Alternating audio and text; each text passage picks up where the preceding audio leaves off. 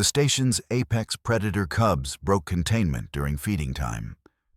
And while 300 sentients trampled each other fleeing, Security Officer James Miller dropped to one knee and opened his arms like he was greeting puppies. "Lethal protocols authorized." Commander Kael'thas's voice cracked across every comm channel, his mandibles clicking in panic. "All personnel evacuate sectors 7 through 12. This is not a drill." According to YouTube analytics, 99.3% of viewers are not subscribed. That's a huge number. By subscribing the channel that is completely free, you'll help support the channel and never miss fresh content. The Vixaren cubs, each 200 kilograms of razor claws, titanium density bone, and genetically engineered murder instinct, charged down the commercial corridor at 40 kilometers per hour. Behind them, the feeding bay's reinforced steel doors hung in twisted ribbons. 3 handlers lay unconscious in the wreckage, their exo-armor shredded like tissue paper. The stampede was beautiful in its terror. Azila watched from the observation deck as her fellow sentients revealed their true nature. A Chromath ambassador shoved his own offspring aside to reach the evacuation chute first. 2 Yeln security officers dropped their weapons and simply ran. A merchant abandoned an entire cargo pod of priceless crystals, the container blocking the corridor and causing a pileup of panicking bodies. "Someone stop them!" Azila screamed into her comm, her vocal sacs inflating with distress. "The cubs are heading toward the residential sectors. There are families, children. Weapons teams are moving to intercept," Kael'thas reported, his voice steadying into combat efficiency. "We have clear shot parameters in 30 seconds. All civilians must wait." His tone shifted to confusion. What is that human doing? Azila's 6 eyes focused on the figure ahead of the charging cubs. Security Officer James Miller stood in the center of the corridor, directly in the predator's path. As she watched in disbelief, he calmly lowered himself to one knee. His arms spread wide, palms open. He was smiling. "Miller, move!" Kael'thas roared. "You have 4 seconds before—" "Hey there, babies," James called out, his voice carrying that strange human warmth that Azila had never quite understood. "Come here. It's okay. I've got you." The cubs were 3 seconds away. 2 seconds. Their talons gouged furrows in the deck, plating with each stride. Their mouths gaped open, revealing rows of teeth designed to shear through hull plating. These were Vixaren predator cubs, the same species that had killed their own handlers just last month during a routine feeding. The same species that had never, in 10,000 years of Vix civilization, been successfully domesticated. The same species whose adult forms were used as living siege weapons in the Galactic Core Wars. "Fire teams, abort!" Kael'thas shrieked. "The human is in the kill zone. I repeat, abort lethal protocols. We cannot—" 1 second. The lead cub's claws came up, ready to strike. Azila's translation implant processed James's next words with perfect clarity, though her mind rejected their casual insanity. "Who wants hugs? You do. Yes, you do." The cubs hit him like a freight transport, and the universe stopped making sense. Instead of the expected carnage, the screaming, the blood, the horrified witnesses, the corridor filled with a sound that Azila's extensive xenobiological training had no framework to process. It was deep, resonant, rhythmic. Her database helpfully identified it. Purring. Vixaren predators didn't purr. They had no anatomical capacity for purring. It was biologically impossible. Yet there it was. All 3 cubs had piled onto James, who toppled backward under their combined weight. They weren't tearing him apart. They were climbing on him, nuzzling his face. making that impossible sound while their massive bodies vibrated with what Azila's instruments were identifying as pleasure responses. "Commander," Azila whispered, her vocal sacs deflating in shock. "Are you seeing this?"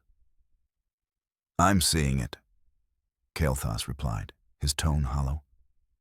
"I don't believe it, but I'm seeing it." James laughed, actually laughed, as one cub licked his face with a tongue that could strip paint from bulkheads. Okay, easy there, big guy. You're gonna knock my teeth out." He reached up and scratched behind the cub's auditory organ cluster. The purring intensified. "Someone get me a scanner," Azila demanded, her scientific instincts overriding her terror. "I need readings on their biochemistry. This is impossible. What's impossible is that I'm not calling the morgue right now," Kael'thas muttered. The second cub was trying to push the first one aside, competing for James's attention. The third had curled around his legs, its tail tipped with a bone spike capable of piercing armor, wagging like some kind of... Azila's database supplied the comparison, like an Earth canine's tail. "Who's a good little murder machine?" James cooed, now scratching two cubs simultaneously. "You are. Yes, you are. Such a good girl. And you're a good boy. All of you are good." The weapons team arrived at the corridor's far end, 50 meters back, rifles raised. Their targeting lasers painted red dots on the cubs' armored hides. Instantly, all three cubs shifted position. They didn't attack. They didn't charge. They formed a protective circle around James, their bodies creating a living shield, their eyes locked on the armed soldiers with unmistakable intent. "You'll have to go through us first." "Stand down," Kael'thas ordered. "Do not fire. Repeat, do not engage." "Sir," the team leader replied, his voice strained. "Those creatures killed 3 handlers last month. They're classified as lethal containment priorities. We have authorization to—" "I said stand down," Kael'thas snapped. "The situation is under control." Azila's scanner results came through, and she had to check them 3 times to believe what she was seeing. "Commander, you need to see this. The cubs' stress hormones are at 0. Their cortisol analogs have completely bottomed out. And their oxytocin equivalents, the bonding hormones, are measuring at levels I've only seen in mated pairs during reproduction rituals. In common, Azila. They love him," she breathed. "Somehow, impossibly, they've bonded with a human. Completely, absolutely, in a way that shouldn't be biologically possible for their species." Down in the corridor, James had somehow gotten to his feet despite being covered in predator cubs. "All right, you goofballs. Playtime's over. We gotta get you back to your room before someone has a heart attack." He patted the nearest cub's flank. "Come on, I've got treats." The cubs immediately perked up at the word treats, their attention shifting from the weapons team to James. One of them made a sound, not quite a bark, not quite a chirp, that Azila's database labeled as excited vocalization, juvenile inquiry. "Yeah, I've got the good ones," James confirmed, reaching into his pocket and pulling out something that looked like compressed protein bars. "But you gotta follow me nicely. No more breaking doors, okay?" He started walking back toward the feeding bay. The cubs fell into step beside him, matching his pace perfectly, occasionally bumping against his legs like they were seeking contact. Not one of them showed even a flicker of the aggression that had defined their entire existence for the past 3 months since their birth. "Somebody," Kael'thas said slowly, "needs to explain to me what I'm watching." "I have no idea," Azila admitted. "But Commander, I think we need to completely reevaluate everything we know about Vixren predators." Or, Kyle Thoss suggested, his voice carrying a note of something that might have been awe or might have been dread. We need to reevaluate what we know about humans. The walk back to the feeding bay should have been 30 seconds of tense silence. Instead, it became a parade of impossibilities that shattered every biological certainty Azila had spent her career building. "Sit," James said casually, holding up one hand. All three cubs sat, immediately, perfectly synchronized. Azila's scanner clattered to the deck. They don't. Vixren predators don't have a genetic capacity for command response. It's not in their neural architecture. Huh. James glanced back at the observation window where Azila stood frozen. Well, these guys seem pretty smart to me. He turned back to the cubs. Okay, stay. The cubs stayed. Their eyes tracked his every movement. But their bodies remained motionless, even as James walked 5 meters ahead, turned, and grinned. Good. Now come. They bounded toward him with obvious joy, that impossible purring sound rumbling through the corridor like distant thunder. Kyle Thoss appeared at the junction ahead, his tactical armor servos whining with movement. Behind him, a full security team in combat gear leveled weapons at the approaching group. Miller, I need you to step away from the creatures slowly. We're implementing secondary containment protocols. Secondary containment? James raised an eyebrow. They're literally following me back to their room. What's there to contain? Those creatures killed those babies. James interrupted, his tone sharpening. Watched their mother die in front of them 2 months ago. They're scared and confused, and everyone's been treating them like weapons instead of kids. They are weapons, Kyle Thoss insisted. Genetically engineered combat organisms. They killed 3 handlers during last month's feeding incident. Because your handlers came at them with shock prods and restraint fields. James gestured at the cubs, who had pressed against his legs at the sight of armed soldiers. Look at them. They're terrified of your people. Azila zoomed her scanner in on the cubs' physiological responses. James was right. The moment Kyle Thoss and his team appeared, the cubs' stress hormones spiked, but only marginally. And rather than attacking, they exhibited behaviors her database was flagging as juvenile protection-seeking, subordinate positioning to perceived pack leader. Pack leader. These solitary apex predators were demonstrating pack behavior. Commander, Azila transmitted privately. I'm reading submission displays. They're treating the human as a dominant. That's impossible, Kyle Thoss replied. Vixren don't submit. They have no dominance hierarchies. They're biologically incapable of... The largest cub suddenly lay down and rolled onto its back, exposing its vulnerable belly to James. The other 2 immediately copied the behavior.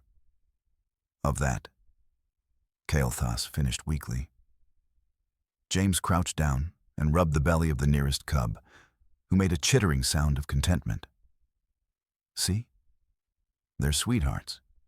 You just gotta show them you're not a threat. He looked up at the security team. Maybe put the guns away. You're scaring them. We're scaring them. One of the soldiers made a strangled sound. Sir, permission to point out the insanity of this situation? Denied, Kyle Thoss said. Miller, how long have you been interacting with these creatures? About 3 weeks, James shrugged, pulling something from his pocket. I worked the night shift in this sector. Heard them making noise one night, sounded lonely. Started bringing them snacks, talking to them. Normal stuff. Normal? Azila couldn't help the high-pitched squeak her translator rendered. You've been visiting Vixren predator cubs alone, at night, without authorization or protective equipment? They're not predators, they're babies. James unwrapped the protein bar and broke it into pieces. "Here, watch. Gentle," he told the cubs, holding out a piece.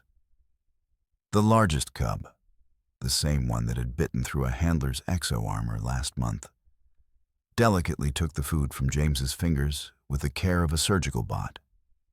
No aggression, no snapping, just careful, controlled acceptance. Food acceptance from non-maternal sources, Azilesh whispered, her hands flying across her scanner. Never documented, never even theorized as possible. James fed each cub in turn, praising them between bites. "Good girl, Gentle. That's my good boy. Perfect, see? You're all so smart." Station Commander Vex Thul's voice suddenly crackled across all channels. "This is the commander. I want a full briefing team assembled immediately. Xenobiology, security, medical, and get me the human liaison officer. Someone explain to me why my station isn't currently a slaughter zone, and why I'm watching security footage of a human playing with Vixren war forms like their Terran domestic companions." "Sir," Kael'thas replied, his voice carrying the weight of a worldview crumbling in real time. "I think we need to call in the Council's xenobiologists. This is beyond station-level authority." "The Council?" Vexithul sounded incredulous. "You want to escalate this to—" "Commander, these are Vixaren predators displaying pack bonding, submission behaviors, and command response to a human, a random human security officer who's been visiting them off-shift." Kael'thas paused. "If humans can do this with war forms, we need to know what else they can do." Azila was already composing her report in her head, her scientific training warring with what her sensors were showing her. Every protocol, every established certainty about Vixaren biology was evaporating like ice in vacuum. James reached the feeding bay entrance and palmed the control panel. "All right, guys, inside. It's almost your dinner time anyway."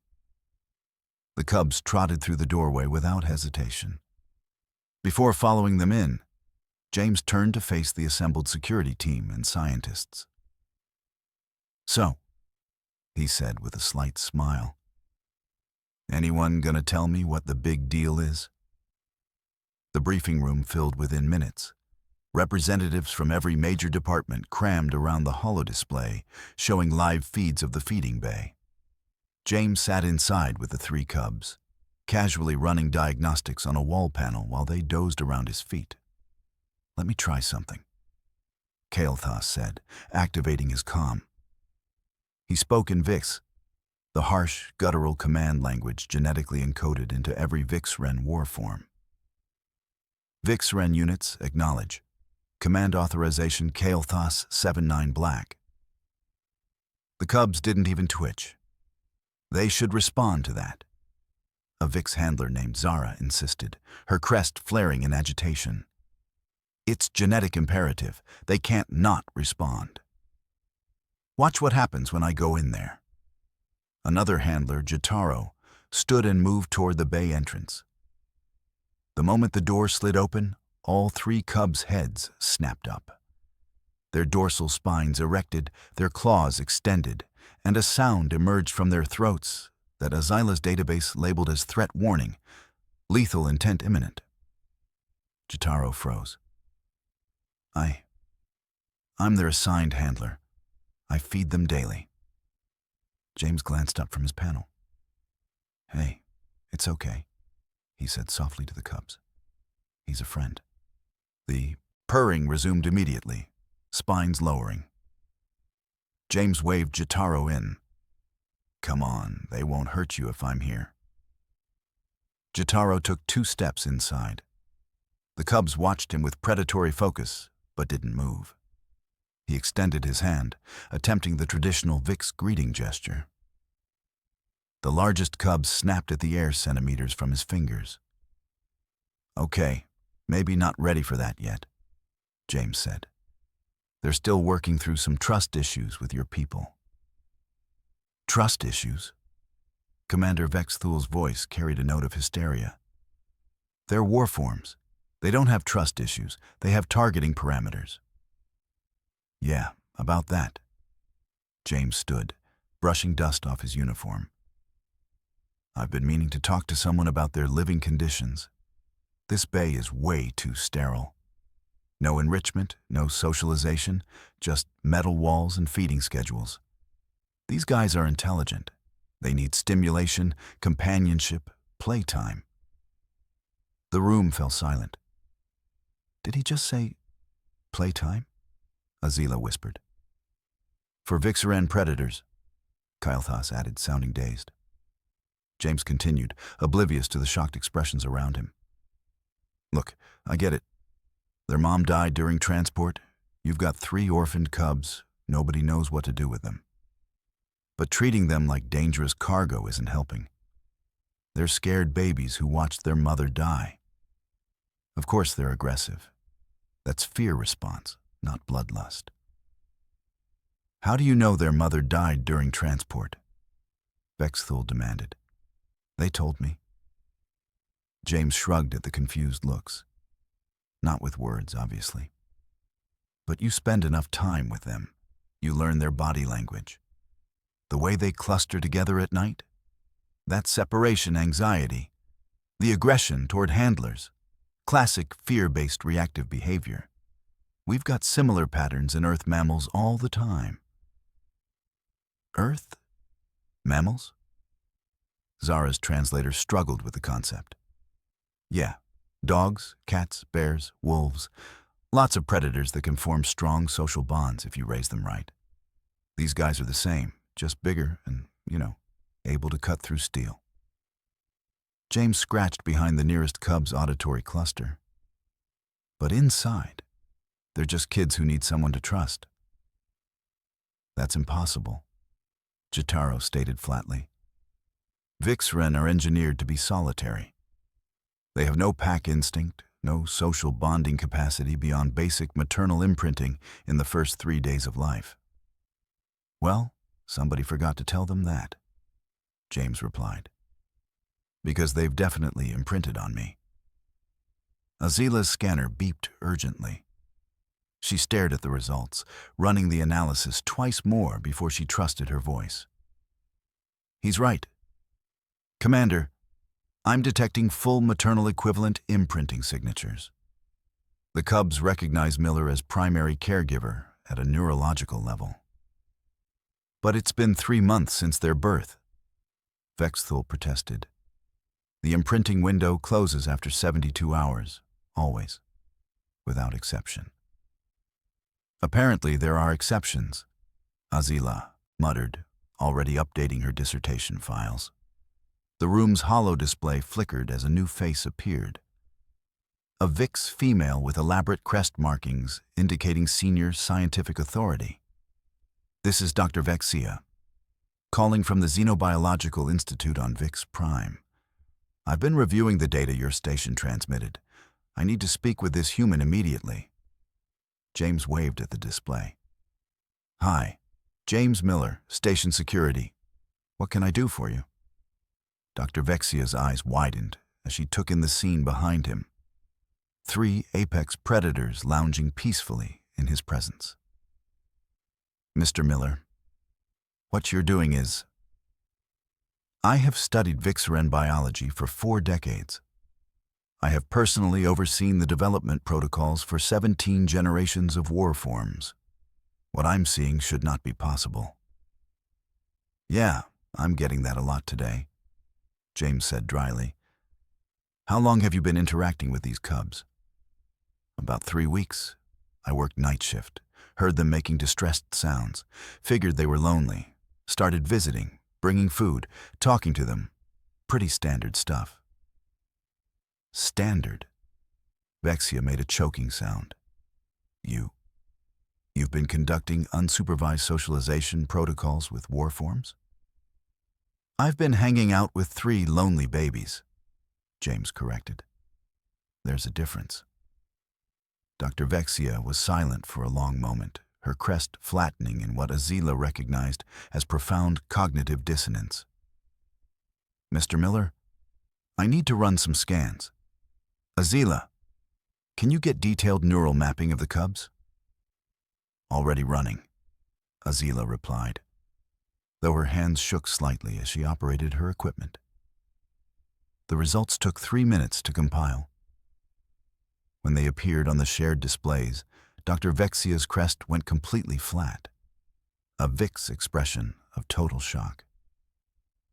"This is impossible," she breathed. "Their neural architecture has reorganized. The aggression centers have reduced activity by 40%. The social bonding regions, which barely exist in standard VixRen templates, have expanded by a factor of 3. And their limbic system is producing chemical signatures I've never seen in this species." "In common?" Kalthas requested. "The human has somehow rewritten their brain chemistry," Vexia said slowly. "Through what mechanism, I cannot fathom. But these cubs are neurologically different from any VixRen I've studied. They're developing emotional capacity, social intelligence, bonding hormones, characteristics we specifically engineered out of war forms." "How is that possible?" Commander Vexthul demanded. Dr. Vexia looked directly at James through the holodisplay. "Mr. Miller, what exactly have you been doing during these visits?" James shrugged. "Talking to them mostly. Telling them about my day, asking about theirs, bringing treats, playing games, fetch, hide and seek, that kind of thing. Physical contact, obviously. Scratches, belly rubs, hugs." "Hugs," Vexia repeated faintly. "Yeah, they really like hugs." "There's something else we need to do," James said 3 days later, after Dr. Vexia had run every conceivable test. "The handlers who got hurt, their families deserve to meet these guys properly." "Absolutely not," Kael'thas responded immediately. "Those families are traumatized, the cubs nearly killed. Which is exactly why they need closure," James interrupted. "Look, I've talked to the cubs about what happened. They remember. They feel bad about it." "They feel bad?" Zara's crest twitched in confusion. "War forms don't experience remorse. These 3 do." James gestured to the cubs, who had been following the conversation with unusual attentiveness. "Trust me on this." The first family arrived with obvious reluctance. Handler Janira's parents stood in the observation area, their bodies rigid with grief and barely contained anger. Their son lay in medical, still recovering from punctured lung tissue and shattered ribs. James brought the cubs to the reinforced viewing window. The moment they saw Janira's parents, all 3 cubs went completely still. Then, slowly, they approached the transparent barrier and performed something Azila's database had no classification for. They lowered their heads, flattened their bodies, and made a low, mournful sound. "What are they doing?" Janira's mother whispered. "Apologizing," James said softly. "In their way." The largest cub pressed her face against the window where Janira's father stood. The old Vix male tentatively raised his hand to the glass. The cub matched his movement on the other side, and that impossible purring sound began. Gentle, sorrowful, seeking comfort and offering it simultaneously. "They didn't understand," James explained. "Your son came at them with restraint fields right after they'd watched their mother die. They were terrified, lashing out. But they remember him. They know they hurt him. And they're sorry." Janira's mother made a sound that the translator rendered as sobbing. "My son said. He said they were just animals. Just weapons." "They're children," James replied. "Traumatized, scared children who made a terrible mistake." "Can I?" Janira's father's voice cracked. "Can I touch them?" Kael'thas started to object, but James was already opening the containment door. The cubs moved slowly, carefully, approaching Janira's parents with obvious caution. When they reached the grieving couple, they didn't jump or play. Instead, they gently pressed against them, offering warmth and contact. That sorrowful purring filling the chamber. Janira's mother collapsed to her knees, wrapping her arms around the nearest cub's neck. "You're just babies," she wept. "You're just babies, and we treated you like monsters." The cub, the same one who had put her son in medical, carefully nuzzled her face, licking away tears with surprising gentleness. Azila watched from her station, her own eyes burning with something she couldn't name. "They see people," she murmured. "Humans look at these apex predators, these engineered weapons, and they just see people.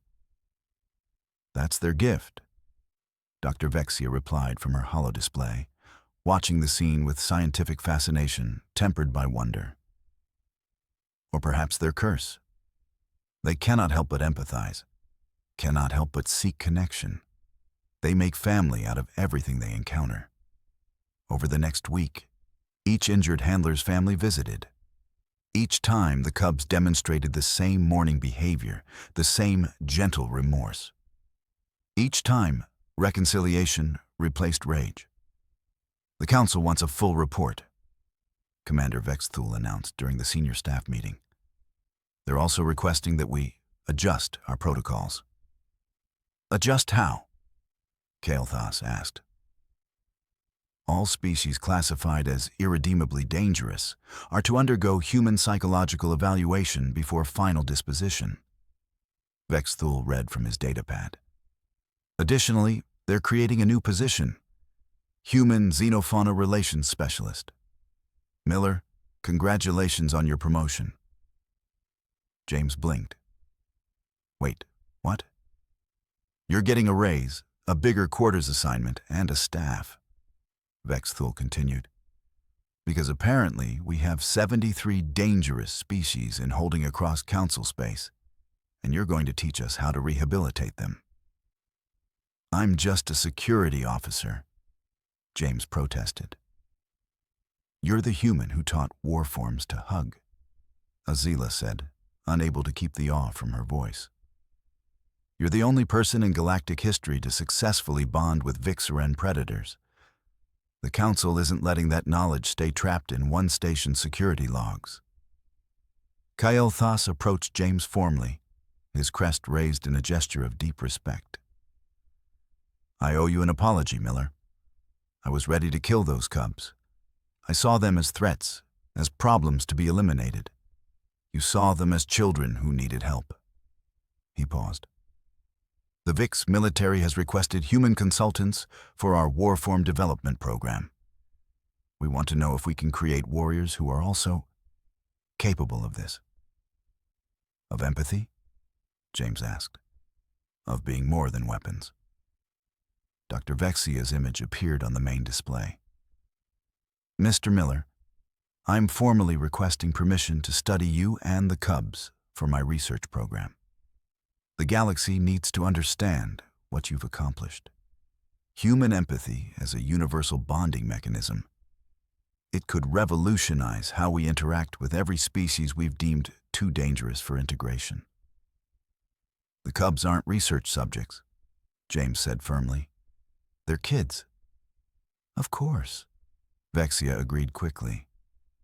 "But with your cooperation, we could help so many others. There are species facing extinction because we deemed them uncontrollable. Creatures scheduled for termination because we couldn't find a way to coexist with them. You've shown us that perhaps the fault wasn't in them. It was in our approach." James looked down at the three cubs sleeping peacefully around his chair. "Yeah, okay. But we do this right. No cages, no experiments. We teach people how to connect, not how to control." "Agreed," Vexia said. "Though I suspect you're going to reshape galactic civilization in the process." "I just want to help some animals," James muttered. "You're helping us all." Azila replied softly. 3 months later, the station's recreation sector looked like something from a fever dream. The 3 Vix Wren cubs, now officially named Aurora, Titan, and Shadow by a poll of station children, lounged in the play area while refugee younglings climbed over them like living jungle gyms. A Yeln child had fallen asleep between Aurora's front legs. 2 Chromath siblings were playing tag around Titan's tail. Shadow was very seriously allowing a tiny Finn toddler to braid decorative ribbons into her dorsal spines. "I still can't believe this is real," Azila murmured, watching from her observation post. James walked past with a datapad, trailed by his expanded family. Behind the Vixaren cubs came a thresher serpent, previously classified as a mindless eating machine, who'd learned to fetch. A pair of render hawks, impossible to train, will attack anything that moves, perched on his shoulders, grooming each other. A void stalker, kills on sight, no exceptions, padded beside him wearing what appeared to be a service animal vest. "Miller's morning rounds?" Kael'thas commented, joining Azila at the window. "He's up to 7 impossible species now. 8 if you count the crystalline hive mind that bonded with him last week." "The Council's sending more humans next month," Azila said. "Apparently, every human they've tested shows the same capacity for cross-species bonding. Some are even more effective than James. Universal pack animals," Kael'thas mused. "They make family out of everything they encounter. It's terrifying and beautiful simultaneously." The alarm interrupted their conversation, sharp, urgent, accompanied by automated evacuation warnings. "Containment breach, docking bay 7, the station AI announced. "Korvac war beasts detected. All personnel evacuate immediately. This is a code extinction event." Azila's blood froze. Korvac war beasts, planet killers. The species that had glassed 3 worlds before the Council managed to capture the last breeding pair. Absolutely, completely, utterly untamable. They'd killed every handler, researcher, and specialist who tried to approach them. "Evacuation pods now." Kael'thas was already moving. James's voice came over the comm, calm as ever. "Yeah, I'm heading to base 7 now. Anyone got treats? They probably look hungry." "Miller, no!" Kael'thas roared. "Those aren't like the cubs. Korvac war beasts have killed everything that approached them with weapons and fear." "Yeah, I read the file," James replied.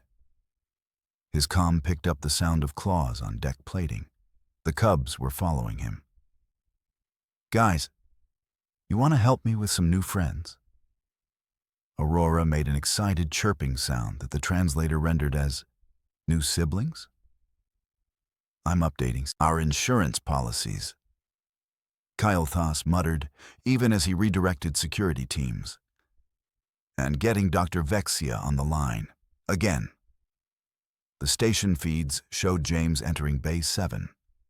2 massive creatures, each the size of a small shuttle covered in obsidian scales, eyes glowing with thermonuclear fury, turned toward him. Their mouths opened, revealing teeth designed to tear through capital ship hulls. James dropped to one knee and opened his arms. "Hey there, beauties," he said softly. "Rough trip, huh? I bet you're scared and confused. It's okay. I've got you." The Korvac war beasts charged. Azila closed her eyes, unable to watch another impossible moment. When she opened them, James was buried under 6 tons of apex predator.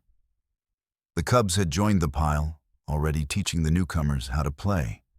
And that sound, that impossible purring, now had a deeper bass note as the war beasts added their voices.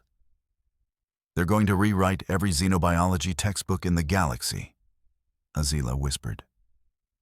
"They already have," Kael'thas replied, watching James laugh as a war beast, a creature that had destroyed planets, gently licked his face. 6 months after first contact, the Galactic Council chambers echoed with the final vote. Resolution 4472 passes unanimously. The speaker announced, "Humanity is hereby classified as universal mediators.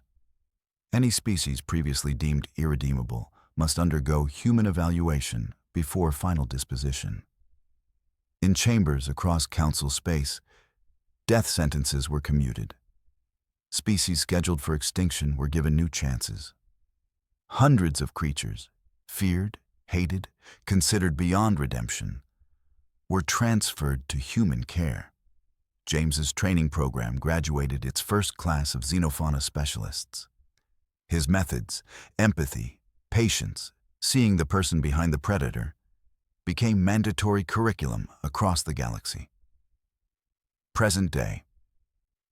James sat in what was technically designated as High Security Containment Area 12, but what everyone called Miller's Zoo.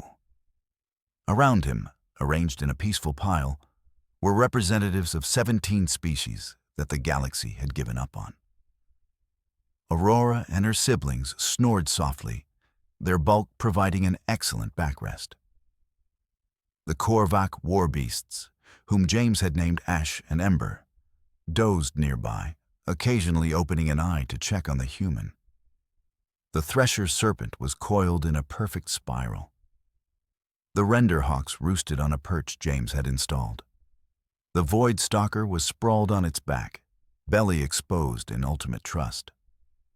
James took a bite of his sandwich and checked the station sports scores on his data pad.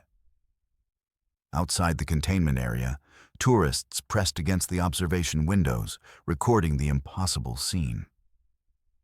A young reporter managed to get her camera close enough for a direct feed. "Mr. Miller, any advice for people afraid of dangerous creatures?" James glanced up, noticed the camera, and shrugged. "They're not dangerous. They're just misunderstood." He scratched behind Aurora's ear as she stirred. "Best job in the galaxy, honestly. Gets a little hairy sometimes, though." He winked, the cubs purred, and somewhere in the depths of Council space, another impossible species was being loaded onto a transport, heading toward a human who would look at them and see not a monster, but a friend waiting to be made.